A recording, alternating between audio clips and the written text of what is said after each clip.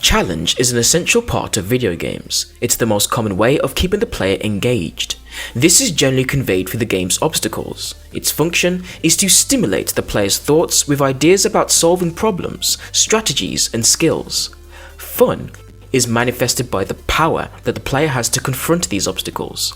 Game design consultant Ernest Adams says, "The relative difficulty is the difficulty of the challenge relative to the player's power to meet that challenge." This power can be provided in many ways, through movement or puzzle solving tools. Now, for the player, although not peerless, the principal provider of power is combat mechanics. For my game, Gigabit Labyrinth, the player has the power to handle platforming challenges through movement and jumping. Now it's time to design power with the function of combat. Hi, this is Super Dev Bros, a series that documents the progress of my game and the game design guiding it. Gigabit Labyrinth isn't just inspired by games such as Rayman, Donkey Kong, Super Mario, and other platformers, it's also inspired by classic action games such as Mega Man, Contra, and Ghosts and Goblins, as well as shoot-em-ups such as R-Type, EDF, Stargutter. I think you get the point. This is important to note because when it comes to combat, unlike with modern shooters where the aiming is primary and the movement is secondary, with these games the aiming is secondary as the focus is more about the movement, dodging and spacing of the player, with the aiming being straightforward and basic. This is the type of combat I wish to have in my game. Now, with the way the animation is implemented into this game, I can't freely move the arms around unless I add a lot of frames to the character, which increases the file size. So instead of figuring out a convoluted solution, I thought about what the player character would use as a weapon. Now, this character, whose name is Bit, is designed with the idea that he's a mechanical engineer. So instead of him walking around with a gat and all that, he picked up the phone, now my fingers on the trigger, or a laser sword,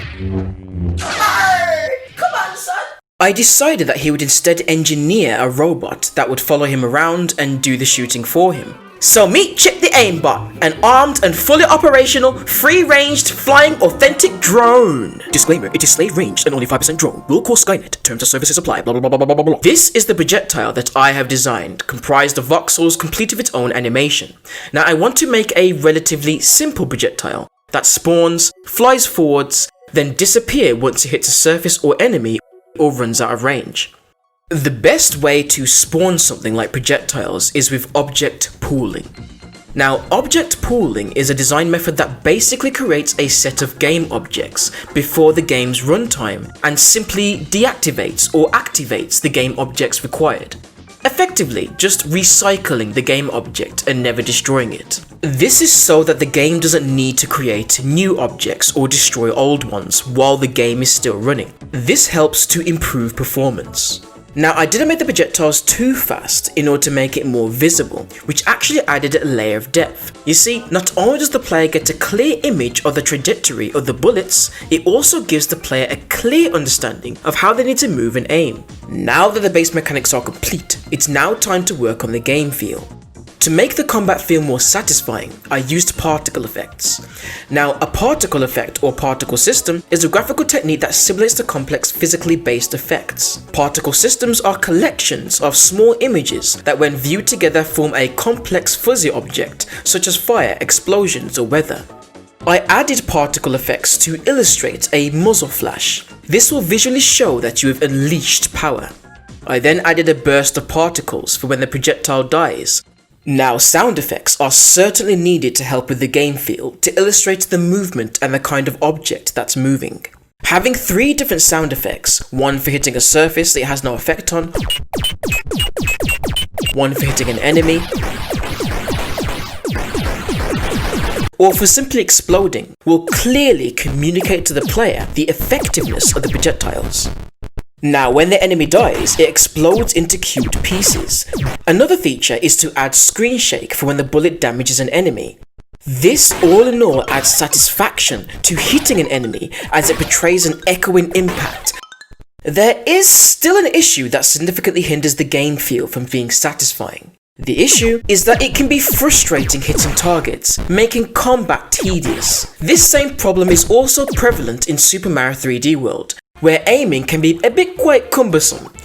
You have to be facing in the exact direction and standing in the correct position to hit the target, which isn't preferable in heated situations.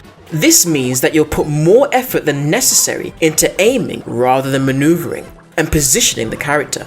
I mean, just look at this player. This is a YouTube named Comire. Don't subscribe to me because look how wacky he is. Hey man, I blew the dust off my Wii U to give you that footage.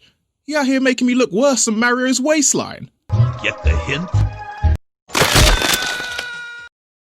I mean, like, make sure you subscribe to him. Thanks for the footage as well, because I think I lost the game, but you helped out and it's like, yay! No problem. Anytime. Catch you later. Anyways, it requires the player to put too much effort into aiming, which defeats the purpose of what I want to achieve in an action platformer design in a 3-dimensional landscape. I could make the projectiles and hitboxes bigger, but a more practical method is commonly used in the gaming industry, and that is aim assist. Now for the aim assist. No, I'm not explaining what aim assist is. It's obvious! Stop it! So if a target is in the field of view of the aimbot, or in this case, if it's in the field of view of Chip, the robot will lock onto the target. This means that if you are simply looking towards the general direction of the enemy, you will hit the target, though you still may need to jump to hit certain targets just like Mega Man. This allows for a more satisfying action platformer game feel in a 3D space, just like the classic 2D games. While playing my game and fine-tuning this new mechanic, I was reminded of a quote by the maker of Super Mario, Shigeru Miyamoto, where he says, "A good idea is something that does not solve just one problem, but can solve multiple problems at once." I noticed how versatile I've made the jumping in order to give the player more options to approach challenges, and thought, why not do the same for shooting? I added ranged moves like aiming up and down, crouching aiming, charge shots, spin shots, as well as power-ups that change the projectiles you fire. This diversifies the gameplay, creating multiple possibilities for level design, combat, and approaches to the challenge. Playing around with the mechanics has actually been quite fun, which has led me to wasting my time. Resourcefully testing the mechanics! To be fair, playing video games is pretty much a waste of time. Well, that's depending on your perspective. You see, during this time, you are cultivating cognitive functions and problem-solving skills, opening your mind to many different possibilities and perspectives. Challenge is an essential part of video games. It's an essential part of life. Overcoming these challenges creates a sense of fulfillment or enjoyment, which is why it is important that the player has the power to take a stand and to overcome any challenge they may face. What does it say?